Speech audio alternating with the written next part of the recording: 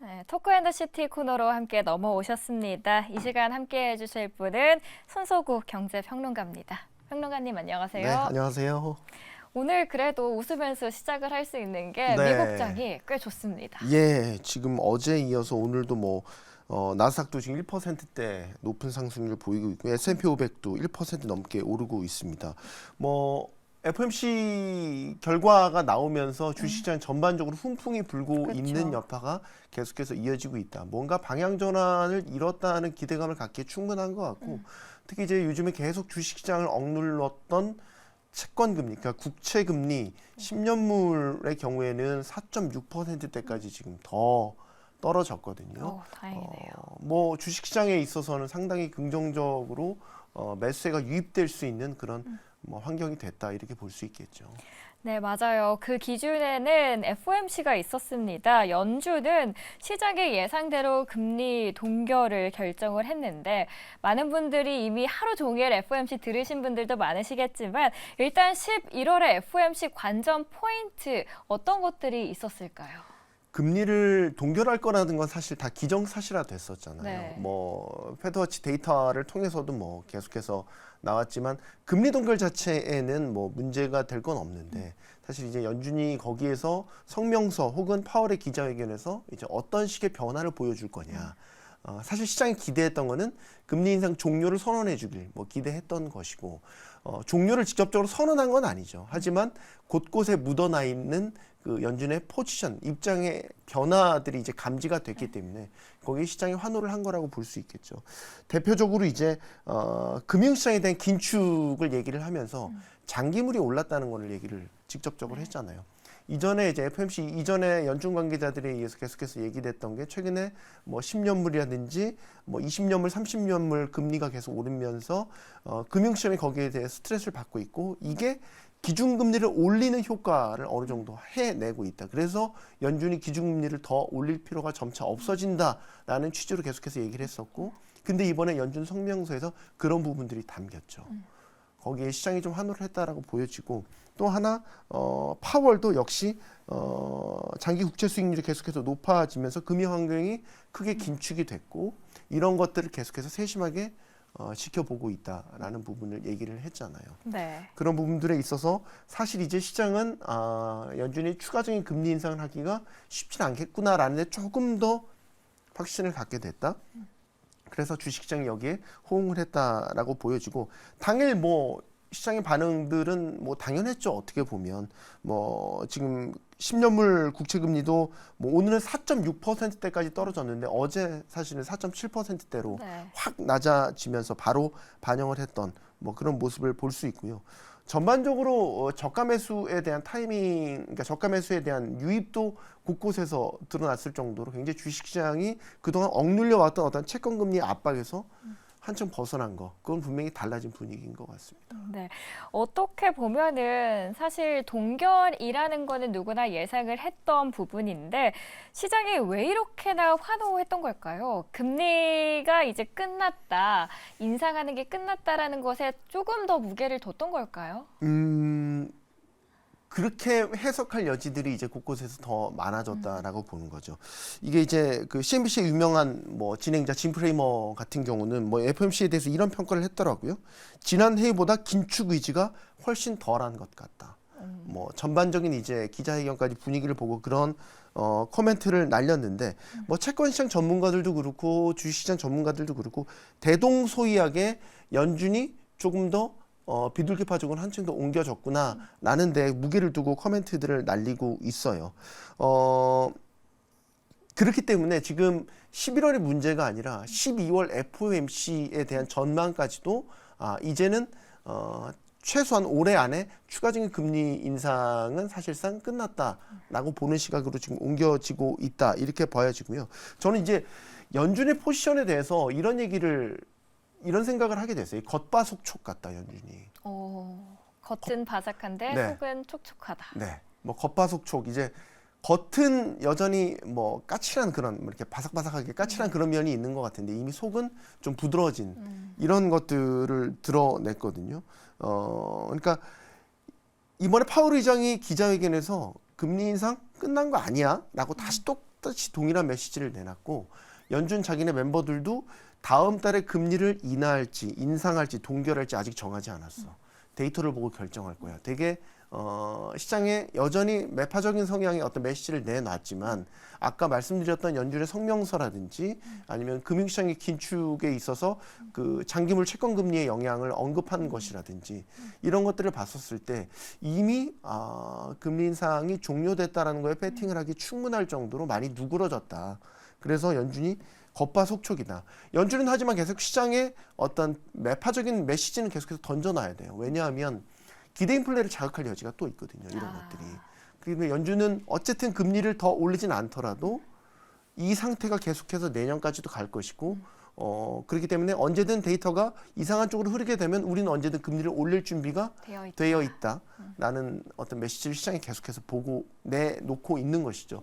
그래서 저는 겉바속촉이다 이런 생각을 하게 됐어요. FOMC 이제 겉바속촉이라고 표현을 해주셨어요.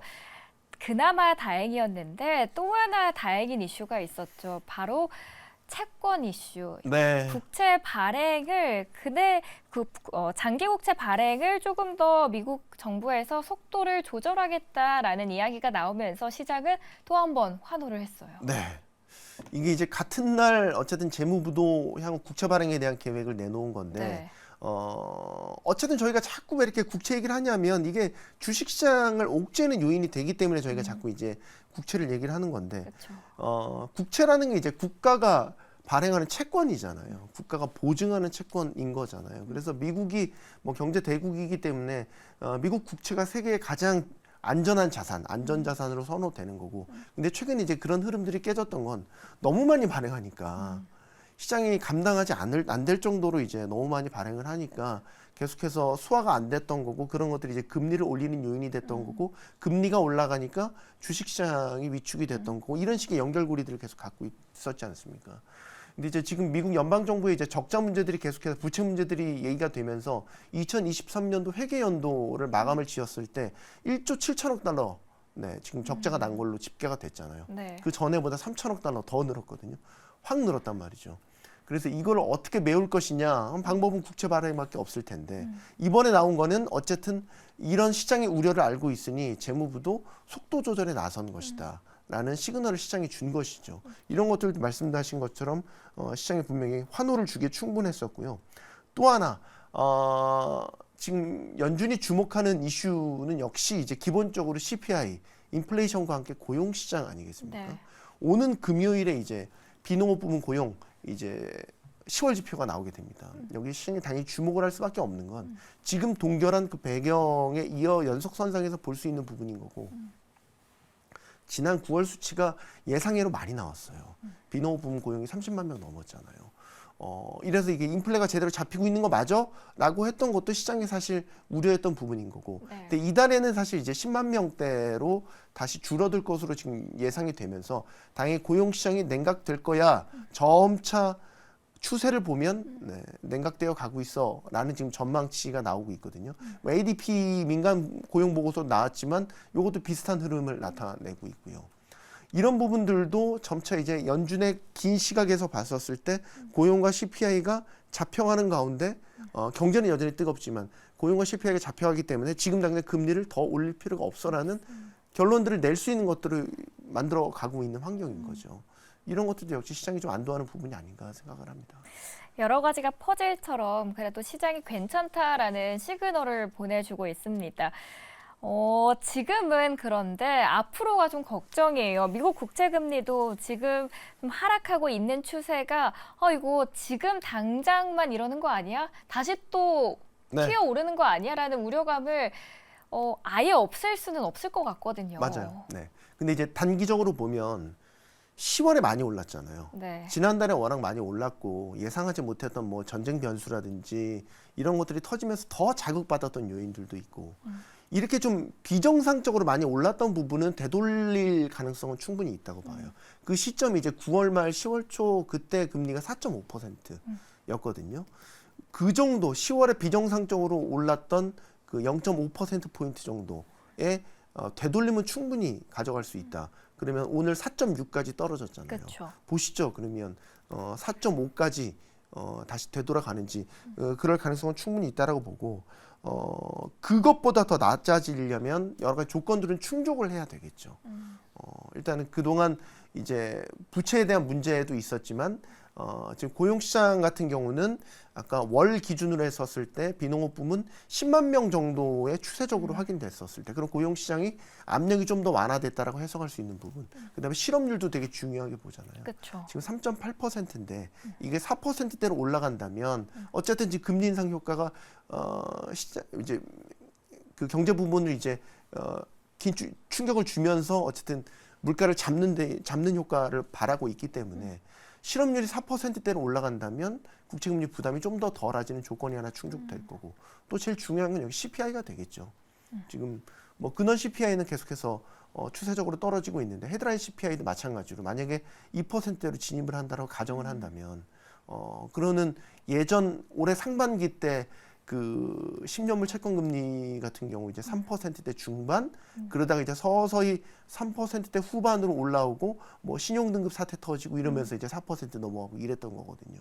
그러니까 그런 조건들이 충족이 된다면 이제 4%대 초반, 3%대 후반으로 갈 수 있는 여건들은 만들어질 것이다. 역시 그것도 데이터를 확인해야 될 부분이다. 그렇죠. 이렇게 볼 수 있겠습니다. 데이터가 중요한 이유는 파월이 계속해서 FOMC가 있을 때마다 우리는 데이터를 확인하고 한 단계씩 움직이겠다라고 이야기를 하고 있는 이유이기도 하죠. 4.5% 아래로 떨어지기 위한 조건들이 있을 것 같아요. 네. 어떤 조건들이 갖춰져야 될까요? 지금 미국 경제를 전망하는 데 있어서 이제 몇 가지 포인트를 좀 먼저 알아야 될 것 같아요. 일단은 고금리가 길어지면 우리 결국 끝에는 경기 침체가 올 것이다라고 보고 있잖아요. 많은 경제학자들은. 근데 이제 미국 경제가 예상외로 잘 버티고 있는 그런 가운데 있잖아요. 뭐 3분기 성장률이 이제 4.9%까지 뭐 서프라이즈 수준으로 높게 나와 버렸으니까 경제가 여전히 뜨겁단 말이죠. 지금 역사적인 금리 인상을 단행했는데도 말이죠. 이런 상황이 하나 있는 거고 그런 가운데서도 지금 인플레이션은 그래도 추세적으로 점차 냉각되어 가고 있는 이런 상황이 하나 더 있고요. 그런 가운데 장기 국채 수익률이 계속 올랐단 말이죠. 그러면서 각종 비용들을 다 높였어요. 대표적인 게 뭐 주택시장의 모기지 금리 같은 경우는 8%에 육박하게 만들어놨죠. 이런 이제 미국 경제를 바라보는 이제 세 가지의 관점들 크게 보면 이런 상황에서 이번에 연준의 시각이 뭐였냐면은 이건 것 같아요. 그러니까 경제가 여전히 뜨거워. 그건 알고 있어. 경제 전망 다 높였잖아요. 지난 FOMC 때. 근데 인플레이션을 잡을 수 있다라는 자신감을 이번에 드러냈다라고 보는 거죠. 물론 여전히 긴축적이어야 되고 2%로 갈 때까지 멀었어라는 기본적인 메시지는 동일하게 내놨지만 저번에 깔린 연준의 메시지를 보면 경제가 뜨거워 하지만 그래도 물가나 고용은 계속해서 우리가 원하는 방향대로 가고 있다라는 거는 확인이 됐다. 이런 부분들을 봐야 될 것 같아요. 그러니까 이런 것들이 사실 미국 경제를 둘러싼 매크로 함수들이 계속 변하고 있다라는 얘기가 되겠죠. 근데 여기에서 이제 변수만 터지지 않는다면 점점 환경은 괜찮아질 거다. 변수라고 한다면 뭐 대표적으로 그런 게 되겠죠. 지금 28 전쟁 터졌잖아요. 그렇죠. 이게 더 안 좋은 방향으로 확전이 된다라든지. 그래서 미국이 참전 혹은 참전에 준하는 어떤 전력을 투입해야 되는 그런 상황까지 온다라든지. 그리고 지금 11월 중순에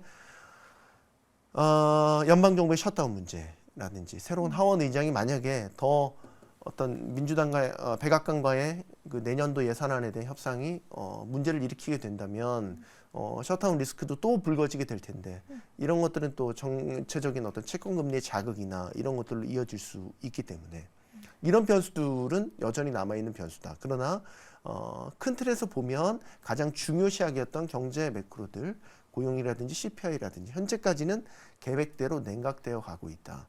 그러면서도 여전히 경제는 잘 버티고 있다.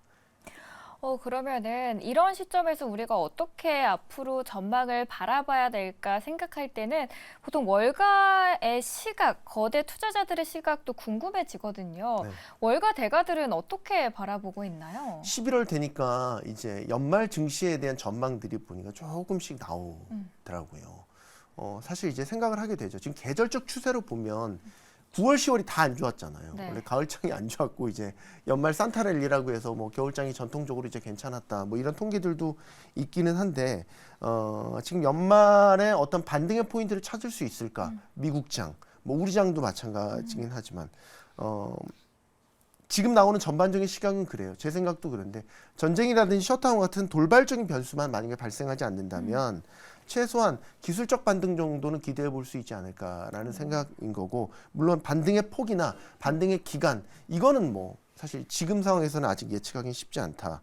다만 이번 주에 미국장의 흐름을 봤었을 때도 계속 좋았거든요. 월요일부터 올랐어요. 근데 일부 이제 저가 매수가 유입되는 그런 흐름들이 포착이 됐다라고 본다라는 건 투자자들도 어떻게 보면 바닥에 대한 이제 인식을 하기 시작을 했고 매수 타이밍을 한번 잡아볼까라고 투자자들이 인식했다라는 걸로 볼 수 있는 거거든요. 때마침 연준도 시장이 원하는 대로 동결 조치했고 여러 가지 이제 입장들을 더 완화적으로 비둘기파적으로 내놨단 말이죠. 그래서 지금 투자자들의 고민이 그런 데 있는 것 같아요. 워낙 9월, 10월에 지옥을 맛봤던 투자자들이기 때문에 뭔가 반등의 기대를 계속해서 했는데 언제 하지 아직 멀었네 하다가 이제는 정말 바닥인가 저점인가 기술적 반등이 나올 수 있는 시점인가 이런 식의 고민들을 하기 시작한 것 같다라고 보고, 제가 이제 외신들을 쭉 보면서 하나 눈여겨봤던 게 이제 월가 베테랑 투자자인데 그 레이몬드 제임스의 최고 투자 책임자 레리 아담의 의견이 되게 눈에 들어왔었어요. 연말 증시가 그 사람은 반등할 것이다 라고 보는데 거기에 대해서 5가지 근거를 여기에 제시를 했거든요. 이게 사실 FOMC가 나오기 전입니다. 결과가 나오기 전인 건데 일단은 시장의 바람 혹은 전망대로 연준의 긴축 사이클이 거의 다 종료가 됐다라는 점을 얘기를 하고 있는 것이고, 두 번째는 국채 수익률 상승이 거의 끝나간다라는 점, 두 번째 근거를 그렇게 제시를 하고 있고, 그리고 시장이 실적이 꽤 잘 나오는데 미국 기업입니다. 잘 나오는데 여기에 대해서 워낙 다른 주변 환경들이 나쁘다 보니까 이 좋은 실적을 제대로 인식하지 못하고 있다라는 점. 네 번째, 계절적 추세가 좋아 보인다. 그러니까 미국 데이터도 그렇지만 9월이 전통적으로 안 좋고 9월, 10월이 안 좋고 11월부터 보통 이제 반등의 포인트를 잡고 연말 랠리까지 간다. 뭐 이런 게 이제 계절적인 추세인데 그런 계절적 추세가 2022년도에도 있었고 올해도 비슷하게 이어질 거다라고 보는 근거를 제시를 하고 있는 것이고요. 그리고 지금 사실 FOMC 이전까지 나왔던 모든 약세 신호들이 사실 강한 반등의 타임을 기다리고 있는 역설적 신호다라고 이분은 또 해석을 하고 있는 것이죠. 산타랠리를 위한 5가지 조건을 레리 아담이 주목을 하고 있다라고 설명을 해주셨습니다. 저는 조금 걱정스러운 부분도 있는 것 같아요. 그러니까 내년에 경기 침체가 올 수도 있다라는 시각들도 물론 있으니까요. 그럼요. 지금 기업들의 실적들이 다 줄줄이 발표가 되고 있는 상황에서 일부는 실적이 지금 당장은 좋지만 가이던스를 보면은 내년엔 안 좋을 거다, 4분기엔 안 좋을 거다라는 이야기들이 많이 나오고 있어요. 실제로 숫자로도 찍히고 있고. 그 이유가 지금 당장은 이제 정부에서 돈을 풀어주고 정부에서 지원금을 많이 줬으니까 그 지원금을 쓸 수 있는데 내년에는 그 지원금이 다 바닥이 날 거다. 소비자들도 이제 지출할 돈이 없어질 거다. 그래서 이제 경기 침체가 그때 지표에 나타날 거다. 라는 시각들이 있는 거죠. 그래서 제가 아까 상승이라는 얘기를 안 했잖아요. 반등이라고 얘기를 했죠. 그러니까 지금은 반등장을 기대할 수 있는 거지 추세 전환이 상승장을 얘기할 수는 없는 상황인 거죠. 저도 우리 진행자님의 말에 10분 동의를 하는 거는 계속해서 미국 기업들 실적이 양호했음에도 불구하고 주가의 힙이 갈렸던 건 가이던스에서 갈렸잖아요. 다. 가이던스가 나쁘게 전망한 곳은 투자자들이 주식을 팔았고요. 가이던스가 괜찮게 얘기를 한 곳은 샀거든요. 이제 오늘 밤 이제 애플 나오게 될 텐데 애플도 한번 보시죠. 대표적으로 이제 매그니피션트 7이라고 그래서 이제 빅테크 업체들 중에서 사실 구글과 마이크로소프트의 주가가 희비가 엇갈렸던 것도 사실 앞으로 뭐 4분기 내년 사업 상황에 대해서 비즈니스 상황에 대해서 투자자들의 평가가 달라졌기 때문인 거였거든요. 그래서 지금은 반등장은 기대할 수 있겠으나 상승장은 분명히 아니다. 그래서 기술적 반등 혹은 상승하더라도 제한적 상승에 그칠 가능성이 높고 이러다가 돌발 변수라든지 아니면 거시 지표가 안 좋아지는 게 확인이 되면 언제든지 반락을 할 수 있다. 그만큼 이제 인프라 자체는 아직은 허약한 상태라고 보는 거죠. 그래서 내년을 어떻게 대비를 해야 될까라고 본다면 사실 긴 겨울을 준비를 해야 되는 시점은 분명히 맞다라고 보는 거고, 그동안 아주 값비싸게 올렸던, 그러니까 역사적으로 빠르게 올렸던 금리 인상의 그 여파에 그 값을 치러야 되는 시점이 이제 내년이 아닐까, 이런 생각들을 자꾸 갖게 되는 거죠. 그래도 내년에 그리고 올해 또 산타 랠리가 꼭 왔으면 좋겠어요. 이번 주 마무리가 되어가고 있는 단계인데 저희가 이번 주랑 다음 주에 주목해볼 만한 이벤트들이나 지표들이 있을까요? 역시 애플 실적이 일단은 바로미터가 될 거고요. 뭐 애플이 시가총액 1위 기업이라는 상징성도 있지만 우리나라 주식 관련주들도 얼마나 많습니까? 뭐 LG 디스플레이를 포함해서 애플이 어떤 실적 가이던스를 내놓는 따라서 전반적인 주가의 분위기가 결정이 될 거다. 이러다가 애플이 아무런 실적 가이던스 내놓으면 지금 올려놨던 거 다 반납할 수도 있어요. 너무 상상도 하기 싫은 시총 일인데요. 1위 기업이 어쨌든 그만큼 임팩트가 있을 거라고 보고, 그다음에 이제 금요일 고용 지표, 이거는 어쨌든 연준의 스케줄에 부합하는 성적이 나와야 됩니다. 지금의 연준이 바라는 건 어쨌든 시켜지길 원하는 거잖아요. 그렇죠. 그러니까 예상치대로 월간 10만 명대 정도의 비농업 부문 고용과 뭐 실업률은 아직까지는 큰 문제는 안 되는데 3% 후반대가 나올 걸로 예상이 되고 있으니까 그 정도의 수준으로 부합을 하는지 이걸 봐야 될 것 같고요. 뭐 다음 주는 계속해서 실적에 일단은 포커스를 맞추고, 이제는 FOMC가 일단 끝났으니까요. 실적 장세가 다음 주부터는 또 다시 투자자들의 관심을 끌지 않을까, 이렇게 생각을 하게 됩니다. 애플이 사실 실적 4분기 안 좋을 거다라는 이야기가 너무 많긴 해요. 그 중국 쪽에 매출이 너무 안 좋다 보니까 네. 타격이 심할 것이다. 그렇죠. 네, 지금 뭐 그 전체 매출의 18%가 중국에서 나오는 거고, 아이폰의 생산 기지가 중국에 있잖아요. 네, 그래서 뭐 중국을 그만큼 애플이 공들이는 거고, 팀 쿡이 때 되면 중국 가서 사탕 발림 소리도 하고, 굽신굽신도 하고 하는 이유는 그만큼 애플의 의존도가 중국이 여전히 높기 때문인 거고. 그런데 뭐 이번에 신작에 대한 효과가 생각보다 크지 않고, 지금 아이폰 시리즈가 계속해서 그 판매량이, 그러니까 시장 지배력이 조금씩 떨어지고 있거든요. 근데 아이폰 15에 대한 기대가 있었는데 중국에서는 또 뭐 이제 자국 화이폰과 이런 이슈도 터지고 아이폰 금지령에 대한 소문도 돌고 여러 가지 조건은 좋지는 않죠. 그러나 또 한편으로는 애플 걱정은 하는 게 아니다. 뭐 이런 식의 얘기들을 하시는 분들도 많이 있으니까요. 일단 뚜껑을 열고 결과를 한번 보시죠. 그 다음에 판단을 해야 될 것 같습니다.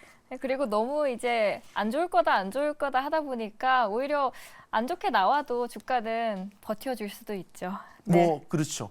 항상 주가는 선반영하는 것도 있고, 알 수 없으니까요. 알 수 없으니까요. 네, 오늘 FOMC 관련된 이야기와 실적들 한번 짚어보는 시간 가져봤습니다. 오늘 함께 해주신 분은 손석구 경제평론가였습니다. 오늘 말씀 잘 들었습니다. 고맙습니다.